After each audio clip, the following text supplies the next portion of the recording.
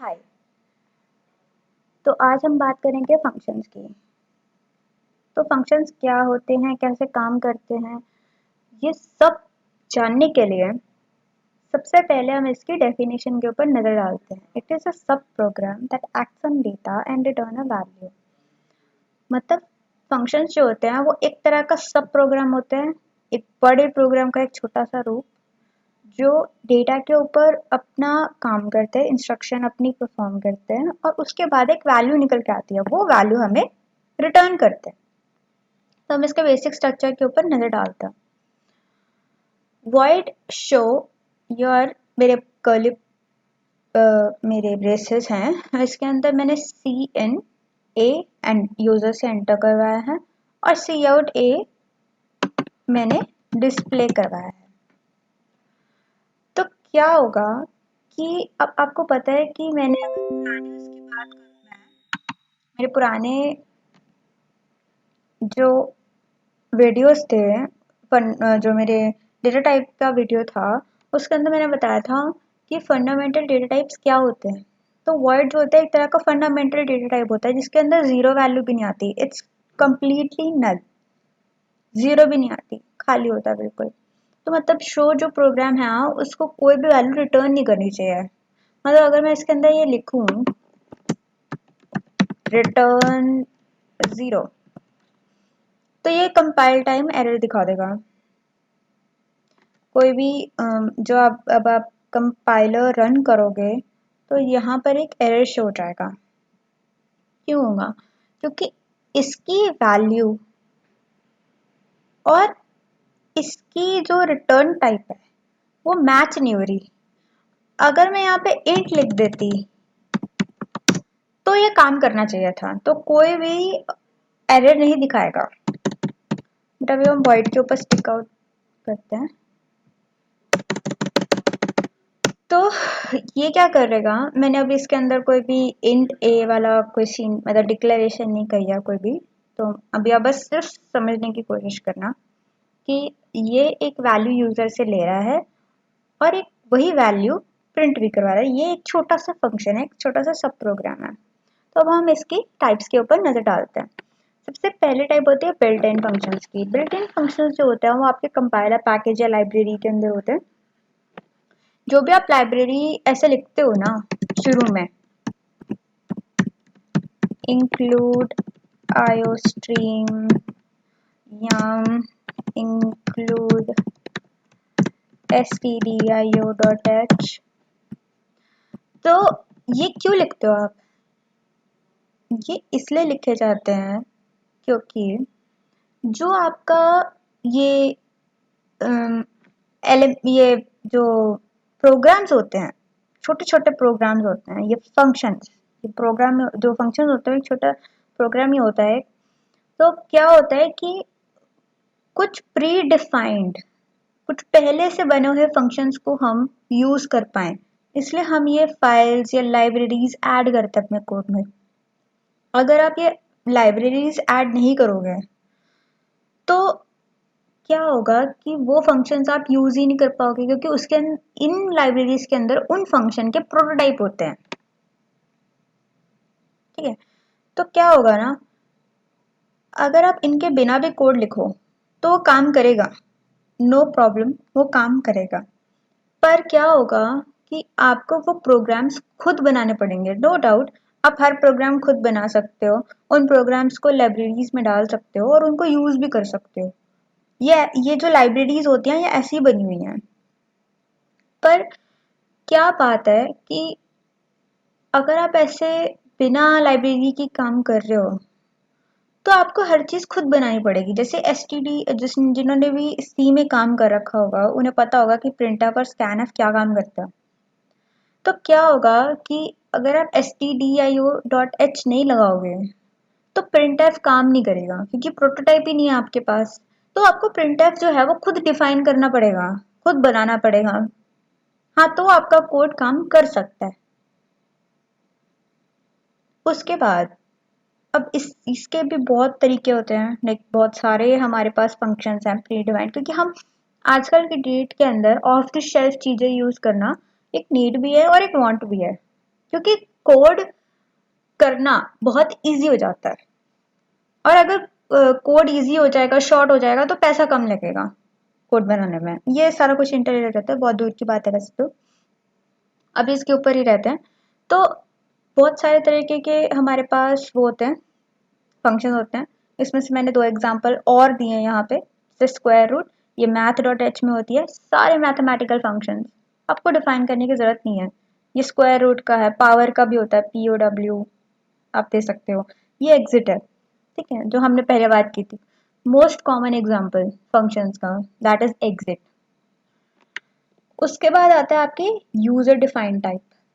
ये वो फंक्शन होते हैं जो यूजर खुद क्रिएट करते हैं और खुद ही कॉल करते हैं। जैसे मैंने यहाँ पे बनाया था, this is user defined function. अब हम इसके पार्ट्स के ऊपर नजर डालते हैं। जब भी हम प्रोग्राम लिखते हैं, तो जो मैंने यहाँ पर किया है, जिसके अंदर बॉडी है, ये चीजें आ जाती हैं जिसके अंदर, ये उसकी डेफिनेशन होती है। और अगर मैं कोड शुरू करने से पहले कहीं ये लिख दूं, जैसे इसी का मैं प्रोटोटाइप लिख देती हूँ, void show and only this, या अगर मेरे पास कोई पैरामीटर लिस्ट होती है इसकी, तो मैं ऐसे भी लिख सकती हूँ चाहे। और इसके बाद भी एक वेरिएशन आती है, आप ए और बी हटा दो, सिर्फ इंट कॉमा इंट भी लिख दो, तो ये आपका प्रोटोटाइप बन गया। प्रोटोटाइप क्या होता है? ये आपके कंपैरिजन पर्पसेस के लिए होता है। जब भी आप कोई फंक्शन कॉल करते हो, तो आपके प्रोटोटाइप से उसको मैच किया जाता है। और अगर ये मैच ना हो, मतलब मान लो मैंने एक कोड लिखा और उसके अंदर ये दोनों चीजें लिख दी, तो मैच नहीं हो रहे, क्योंकि उसके अंदर पैरामीटर लिस्ट नहीं है और इसके अंदर पैरामीटर लिस्ट है, मैच नहीं हो रहे हैं, तो ये एरर दिखा देगा। और अब अगर मैं इसकी जगह लिख दूं ऐसे, बिल्कुल, तो ये बिल्कुल एरर नहीं दिखाएगा। और ये बिल्कुल ऐसे ही होता है प्रोटोटाइप, ऐसा ही होता है, बिना बॉडी के होता है प्रोटोटाइप, और हमेशा ऊपर होता है। हेडर फाइल्स के बाद हम सबसे पहले प्रोटोटाइप ही लिखते हैं। प्रोटोटाइप के अंदर 2 चीजें मेन होती हैं। वन इज उसका रिटर्न टाइप सेम होना चाहिए, दूसरा उसका नाम सेम होना चाहिए। एंड मैं एक चीज और भूल गई, एक और चीज, दैट इज पैरामीटर लिस्ट। उनके भी डेटा टाइप, नाम चाहे मत लिखो, पर डेटा टाइप बिल्कुल सेम होने चाहिए। अब हम बात करेंगे कॉलिंग टू द फंक्शन। अब इसी फंक्शन को मुझे कॉल करना हो इन मेन में, तो मैं कुछ नहीं करूंगी, शो दिस एंड दिस, यही स्टेटमेंट लिख दूंगी, तो एक कॉल हो जाएगा। मान लो अगर आपने उसके अंदर कोई पैरामीटर लिस्ट दी होती है, तो मैं अब इसके अंदर एक्चुअल दूंगी 5 एंड 3। मान लो अगर शो जो आपका प्रोग्राम है, या सॉरी प्रोग्राम नहीं, आपका जो शो फंक्शन है वो ऐड करता है चीज़ों को, तो मैंने इसके अंदर 5 और 3 दे दिया, तो क्या होगा कि 5 + 3 इज 8, इसको आंसर देना चाहिए 8, और इसकी रिटर्न वैल्यू इंट होनी चाहिए थी, तो रिटर्न जो भी आंसर देगा, तो ये मेन फंक्शन को आंसर देगा कि जो वैल्यू आ रही है प्रोसेसिंग के बाद वो है 8, ठीक है। तो ऐसे ऐसे कॉल किया जाता है। एक्स्ट्राज में क्या आता है हमारा, फिर हम आते हैं एक्स्ट्रास पे। एक्स्ट्रास में हमको क्या पता चलता है, स्पेशल कंपोनेंट्स कह लो इन्हें, कि जो भी आपका फंक्शन होता है, जैसे कि मैंने यहाँ लिखा void show this और int a and int b, तो मैंने इसको कोई भी डिफॉल्ट वैल्यू देनी हो, तो मैं इसको डिफॉल्ट वैल्यू दूंगी। और क्या होगा उस डिफॉल्ट वैल्यू का, कि अगर मैंने कोई भी वैल्यू, एक पर्टिकुलर वैल्यू इसे कहीं पे भी असाइन नहीं की ना, तो ये जो डिफॉल्ट वैल्यू है उसे रिप्लेस कर देगी। अब ये कैसे होता है मैं आपको ये बताती हूँ। इसमें क्या होगा ना कि मान लो ये जो है, ये मैंने इंट मेन के अंदर ये कॉल किया, ये स्टेटमेंट को मतलब कॉल नहीं, मतलब मैंने डिफाइन किया। तो क्या होगा कि मैंने एक तो इंट ए लिख दिया, इंट मी लिख दिया, और मैंने इसके यहाँ पर इक्वल्स टू 0 लगा दिया, या यहाँ इक्वल्स टू 0 लगा दिया। तो क्या होगा कि अगर मैं इनके अंदर कोई भी वैल्यू नहीं डालती तो ये 0 वैल्यू अपने आप ऑप्ट कर लेंगे। ऐसे ही कांस्टेंट आर्ग्यूमेंट्स होते हैं, ये अपनी वैल्यू चेंज नहीं करते, अगर आप चाहो तो भी नहीं करने का वैसे ही तरीका होता है जैसे आप वेरिएबल्स को कांस्टेंट करते हो। फिर कॉलिंग मेथड्स आते हैं, call by value and call by reference के। कैसे होता है ये भी बता देती हूँ। एक आपने +1 के अंदर एक वो पढ़ा होगा program, that is swap program. Swap program क्या होता है कि जो भी आपका नंबर्स होते हैं, दो भी 7 या 3, वो दोनों स्वैप हो जाते हैं, राइट। तो मैं अगर यहाँ पे लिखूं void show